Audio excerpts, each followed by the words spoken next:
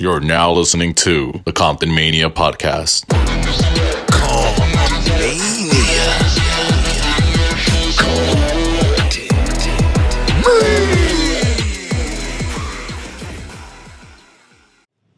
And ladies and gentlemen, welcome to the ComptonMania Podcast Show.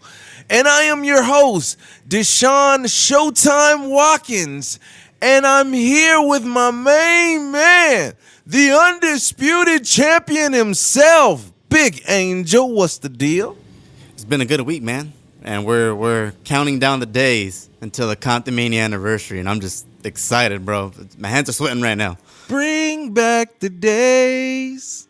Hey, man, I'm super excited too, bro. Like, it's just crazy. And you know what? Give you a little quick history real quick. So this is the anniversary show. We're having a women's tournament for the first ever women's championship. But you know what, Angel? There's another first about this thing. And what's that? This is our first indoor show. Okay. Straight up, bro. Straight out of the backyard, bro. In Nana's backyard. You feel me? And then we went to the forums and the homegirl Cynthia's backyard. So it's like, boom, we come back, we in the church parking lot. Boom, we come back, we in the church parking lot again. Boom, it's like, you know what else? I'm thinking church parking lot. Like, no, Don Quixote's, man. It's about to be real, man. I'm excited. You can see the growth of ComptonMania. And I remember a few episodes ago, you were about to start dissecting and breaking down the history, but then we went somewhere else with it. So let's talk about and finish off that story that you were starting about how you started in Anna's backyard. Oh, man. And this is crazy. Like, as a kid, like, wrestling was a thing that saved my life. Like, for real, it made me want to live. Because I used to want to do suicidal things, like, you know. But wrestling was a thing. It's like, yo, I have to see what's happening next. It was one of the things that kept me like going. So I did a comedy show in my backyard, and then I just talked to my younger self, and he's like, wrestling. So I said, okay. I talked to my boy Cam. We just did a comedy show. He's like, yo, what we gonna do? Yo, we're gonna bring wrestling to Compton. And from that point on, like, we brought it straight to the backyard. And it's growing since then. And this is the second anniversary. I'm like a proud father. And like, as a team, we strong. It takes in a community to raise this baby. And y'all don't know what kind of show it's going to be on the 10th, man. It's going to be wild, man. Yeah, and what I'm most excited for is, even though this event's going to be major, it's going to be big time, it's going to look nice and pretty, I'm more excited about what's going to happen on ComptonMania's third anniversary. Ooh. What level we're going to be on then. You know? That's what I'm more excited about. Hey, you know, to the future goes to the man, it gives me chill bumps even thinking about that. Yeah, like that's trippy. And this is the thing. This is why we love our Compton maniacs out there, the fans, bro. Like, real talk. Like, it's a community thing, and it branches off to everybody. It's anybody can feel this mania, you know. But it's just like, man, bro, like, oh my God, we're literally 9 days away. Oh my God, first ever everything. We coming for them. Jesus, these matches are crazy. Where should we start? I'm sorry. Am I skipping steps? It's all right, no worries. I think one we should dabble into is the Matt Fuller and Sean Black situation. I know when they released the card, we did dissect it a little bit. I know some of us went around the panel and gave our opinions. But I don't think the ComptonMania universe really understands what transpired at the last event and how we got here. Yeah. How deep it's going and how personal it actually got because of what occurred at Slauson Slam. Right. And Compton Maniacs, thank you for your patience. We're working on getting that footage out. You know, hey, whenever you see it, it's all going to make sense. I just put it to you like that. And we're going to deliver it to you. But this Matt Fuller thing, yo, he hasn't even said nothing about it online, but I hear the phone calls. I talk to him, and I hear that Matt is really upset. Like I don't think people really understand. Like Matt is he's really upset. Well, so that makes sense because I know Matt. He's a bright guy. He's always smiling all around in the back. And the fact that he's going cold and just giving everyone the cold shoulder, I think that alone says, and it helps you understand that this guy is truly upset. He's truly upset because I hear his phone conversations and I'm just saying, like, Sean is my boy and he's the urban juggernaut. And Sean Black, hey, you better pack your lunch. Anytime you want to mess with the juggernaut, you better hope he's the juggernaut. That's not just like for play. Like he's a problem. You know, so Matt, his anger versus a problem that I don't know. This is I'm very excited about that match, Angel. Yeah, I am too, because Matt Fuller was my pick a few weeks ago. I do think he's gonna beat the urban juggernaut.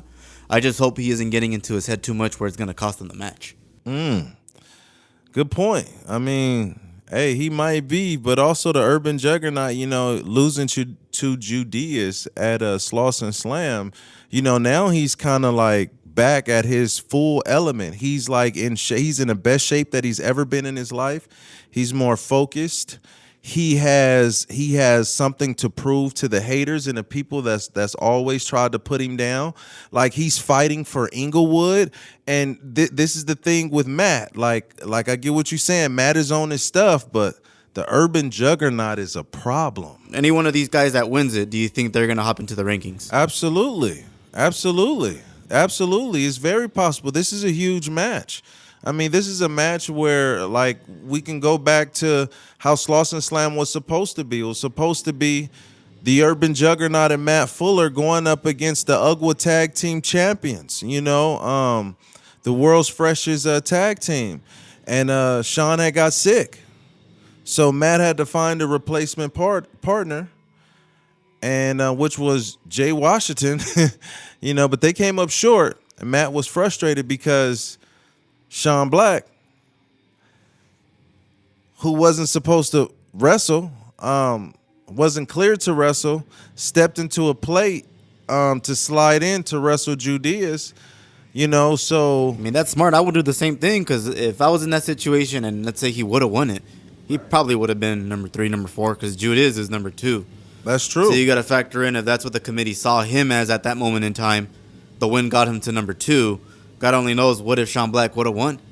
He might have pulled the fast one. I know weeks ago I came up with that conspiracy theory that he might have pulled the fast one in order to bump himself in the rankings. I mean, yeah. I mean, that's a really good point, because that would have skyrocketed him to the moon. I mean, and plus he wasn't even supposed to be in the ring, and he just took one on for the team, for the business, you know. And so yeah, like that's hey, Matt is mad, Sean is determined, and this is gonna be a great. I mean, this is gonna be one of my favorite matches of the night for sure. Hopefully next week when we have all the panel back in for the go-home show, maybe we'll probably have some more clarity. Maybe somebody heard a rumor or something that we haven't heard that might change our perspective on what's going to happen on this match. But yeah, I agree with you. It's going to be a fun one to watch. Oh my God, let's go. And then which other match you want to focus on? I want to talk about one that has a ranking implication. Ooh, that's what I want to talk about. What about Shiloh's match? Maybe Shiloh. I know he's not ranked. He was the number 1 contender, the most recent one. Right. So what if he gets a win in his match? Do you think he'd be bumped up? Yeah, he most definitely could bump up, especially if somebody like even his ism brother. What if his ism brother, the God King? What if not the God King, PBA? What if PBA lose to the God King and that drops him out and Shiloh wins? And then now you got to pick which ism gets up in the schisms. That's true, because here's the thing about ComptonMania. You got to do what you can to get in front of the committee's face and always get booked for a match. Absolutely. I know Judeus and Snipes are highly ranked, but them not even being on this card will affect them. Well, if everybody wins, it would bump them down. Bump them down. It will bump them down because it's all about consistency as well. Consistency goes into the rankings as well. Which is why the imminent threat is number 4 because Yes. of his consistency and because of what he's doing with Jay Baptiste. Well, yeah, and he comes in number 4 because he had one match. He didn't even get into the gauntlet, but he beat Jay Baptiste. Oh my God! Yeah, that's a You big know, win, like, dude. That's you like know? 3 people right there that you beat. Man. So you can understand why you got bumped that high. Yeah, and what made it even more gangster about it though was he sought out him, got into a match and beat him. So and then he's going to do a rematch. I mean, this guy is like, yo, the ultimate disrespect. Like and Jay Baptiste. I don't know. I don't want no angry Baptiste after me. That's for sure. Yeah, and he's pretty already angry as is right now, especially with coming off of a loss. And I'm gonna losing because of Ezekiel. Oh my God, Jesus, Ezekiel, get your stuff together, please. Man, he got me over here feeling like Stephen A. and he Kwame Brown or something. No disrespect, Kwame. All love and respect. But I'm just saying, that's what it sounds like when I'm talking about Ezekiel. Yeah, but I have a question. Let's see if you got any insight already from behind the scenes. I know the PBA and God King match is going to be a heavy-hitting match. The question I'm asking is, do you think they got insurance for the ring? Because they might break it. Is it covered by Geico? Yeah. Da-da-da-da. Oh, we did, because I don't want... We're going to Man. get bills at the ComptonMania headquarters for ring repairs and stuff. That's 'cause of true that one. too. That's true too. But also remember, PBA Curtis will be somewhere in the building. So, you know, he got to worry about what's in the ring. He also got to worry about what's outside the ring. So, you know, hey, you know, I'm just saying, him and Lord Bamboo better figure something out, because the God King is something crazy. I seen him. I've seen it too. I wouldn't pick a fight with that guy. I really wouldn't pick a fight with anybody at ComptonMania. Maybe Ezekiel. He seems like an easy one. But yeah, that one's going to be a heavy hitting match. Those are 2 big, scary guys. Yeah. And I know they're making their way to the number 1 ranking if they continue to win and destroy people and run people over. So that's good for them for getting on this card. And to be honest, like, you know, I'm bragging about the God King, but the PBA is a known killer. For sure. Them hands is lethal, you know, and them feets. Like, you know, PBA is sweet, but also Curtis is a nasty individual. How hard do you think that's going to be for him to pull it off that day? The fact that he has that big, scary monster in front of him, and then someone that's possibly even scarier like Curtis right behind his shoulder. I don't know. I wouldn't know where to turn at this point. He's between a rock and a hard place. He better stay focused, because I'm gonna tell you something. Them rankings today, you can be this close.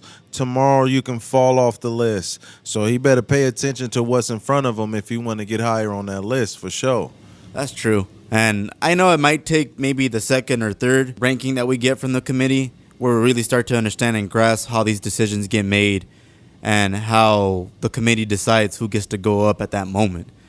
You know, we're going to get clarity, and as well as the ComptonMania performers, they're going to get a lot of clarity on how they can continue to navigate and move their career. Because that's just an avenue for them to get to that championship spot. I know in the future, I can't give too much information now, but there might be another possibility and another door that might open for some of them to get into that championship match. Because that's where you want to be, man. Plain and simple. That's where the money is. That's where the promotion is. That's where they call you to take pictures and advertise you, put you in billboards and posters. So if I were them, I would be doing everything I can to make sure I get into that championship title picture. Man, and I'm going to tell you what an old lady once told me. She said, listen, when the doors open, run through them, period. Yep. So that's that. So you better know what's in front of you and take it. Exactly. That's why I'm looking forward to what the women competitors are going to be doing at this event. Goodness. Because that's a big deal. History in the making. First ever woman champion. Ooh! Yep. Under the bright lights, the cameras are going to be rolling. There's going to be a ComptonMania Anniversary feature film. So you got to make sure that if you're one of these 4 women competitors, any one of them, Candy Girl, Lois, Ani Heidi, Mariah, if I were you guys, I'd be training hard right now. I know it's Friday when we're filming this. And if I were them, I wouldn't be out doing anything. I'd be training and making sure I'm putting up a good game plan to win that title. Spoiler alert. For the last 2 women that win, they will main event the ComptonMania Anniversary show. So we're having a women's main event match. And I'm telling you right now, I am super excited to see what beautiful woman is going to represent ComptonMania. That's awesome. Yeah, they're all unique in their own right. Yes. And amazing and talented and just... Yeah, the talent's all over the spectrum there. You get a little of everything there. You get big and powerful. You get sweet and cuddly looking ones that are ferocious once you poke her. And you get the big old scary one like Ani Heidi. Mm-hmm. So there's a different feel, a different vibe from each one of these competitors. And it's from the get-go, once they get out there and do the first round, I want to predict. I know maybe we did predict a few weeks ago. But at this point, the more and more that we get closer to this date, the less I have confidence in any one of them to win it. At this point, it's just up in the air in my head. Yo, like this thing gets me like, y'all don't know. It's like I'm at a loss for words when it comes to this because the first 2 ComptonMania shows, we had no women. Our first ComptonMania show match was Auntie Heidi versus Candy Girl, March 7th, 2020 in ComptonMania. Woo. That was a week and 2 days before the pandemic. But sir, this right here was one of them is the most. I'm super excited. I'm really like, bro, like I'm.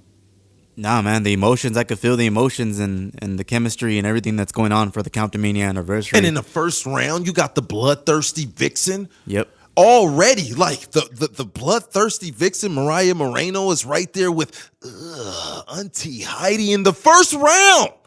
What are you talking about? That's like what? That's like Drake and Chris Brown in the final. That's like Shiloh versus Boom Shasta. I mean, it's just like you talk in the first round. Yeah, that's Lois Grain, Candy Girl, first round. And then you think about, okay, and then who's going to be in that main event? Whoever it is, they're going to look so good with this women's championship around their waist, for sure, for sure. Yeah, no, they're obviously business-savvy women for getting into this title picture, as is, for taking this opportunity. And I just hope one of them's savvy enough, De'Shawn, to where they're advocating to have their match go first. That way they have enough rest time. So for if they do win, they can rest and take a breather. So that way they're prepared for that main event match. Oh, yeah. I'd be advocating for that. I'd be calling the whole committee, the headquarters, hey, put me on first. Put my match first. Put me first. Put me in the pre-show. Have my match happen 3 days before or something. I would, just to have enough time to rest. Because if I'm on the Candy Girl, Lois Grain side, yeah, if you win the first round, congrats, good job. But once you get to that main event and have to fight either one of them, Mariah Moreno or Ani Heidi, that's scary. So if I was Candy Girl or Lois right now, I'd be calling the committee to be, hey, put me on first. I got to rest up. Woo, yeah, you got to pack your lunch. I mean, Jesus, like it's, oh my God, you talking about, man, oh my God, like y'all, listen, you do not want to miss it. And also October the 4th, use this code ComptonMania21 in all caps on Eventbrite, and you get to get your ticket for that day only. $10. That is my birthday, and we want everybody to come out to this thing. We want your aunties, your uncles, Uncle Elroy. Bring all them October 4th. Go to Eventbrite. The code is ComptonMania21. Okay? ComptonMania in all caps. You get in for $10. Go now. That's a bargain. That's a bargain. And if I was one of the ComptonManiacs, I'd be on my phone at midnight, right, waiting for that code to be eligible to work. And we accept the challenges. Like I'm gonna be straight up forward. Like we still showing people who we are. You know what I'm saying? Straight up. So we want everybody to come out. We ain't too big for nothing. Like, come see what we doing for the community and watch these matches. They crazy. These wrestlers are hungry. They're superheroes. They're villains. Like they're real. Like you can touch them. These ain't no Spider-Man, no Superman. This is the real deal.